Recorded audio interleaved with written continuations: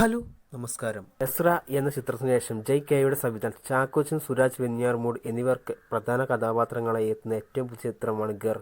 ഫെബ്രുവരിയിലായിരിക്കും ചിത്രം തിയേറ്ററുകളിൽ റിലീസിനെത്തുക. ജിയോ ബേബി സംവിധാനത്തിൽ മമ്മൂക്ക നായകനായി എത്തിയ ഏറ്റവും പുതിയ ചിത്രമാണ് കാതൽ. ചിത്രത്തിന്റെ OTT release Amazon prime videos വഴി അവർ ഒഫീഷ്യലി കൺഫേം ചെയ്യുകയാണ്.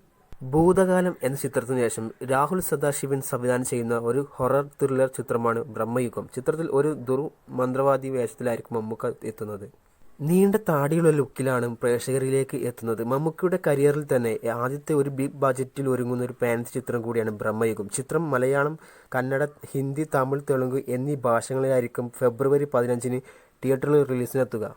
പൊറിഞ്ചു മറിയം ജോസ് എന്ന ചിത്രത്തിനു ശേഷം ജോഷിയും ജോർജും ഒന്നിച്ച ചിത്രമാണ് ആന്റണി. ചിത്രത്തിന്റെ OTT release Amazon prime videos വഴി അവർ ഒഫീഷ്യലി കൺഫേം ചെയ്യുകയാണ്. ജെയിംസ് കാമറോൺ ചിത്രം അവതാർ ചിത്രത്തിന്റെ 3ാം ഭാഗം വരാൻ പോവുകയാണ്. ചിത്രം നെക്സ്റ്റ് ഇയർ 2025 ഡിസംബർ 19-നായിരിക്കും തിയേറ്ററിലേക്ക് റിലീസിനെത്തുക. മുകേഷ് ഏട്ടൻ നായകനായി പുറത്തിറങ്ങിയ ഏറ്റവും പുതിയൊരു ഫാമിലി കോമഡി എന്റർടൈൻമെന്റ് ചിത്രമാണ് ഫിലിംസ്. ചിത്രത്തിന്റെ OTT release Manorama Max platform വഴി അവർ ഒഫീഷ്യലി കൺഫേം ചെയ്യുകയാണ്. കൂടുതൽ അപ്ഡേറ്റുകൾക്ക് ചാനൽ സബ്സ്ക്രൈബ് ചെയ്യുക, ലൈക്ക് ചെയ്യുക, കമന്റ് ചെയ്യുക.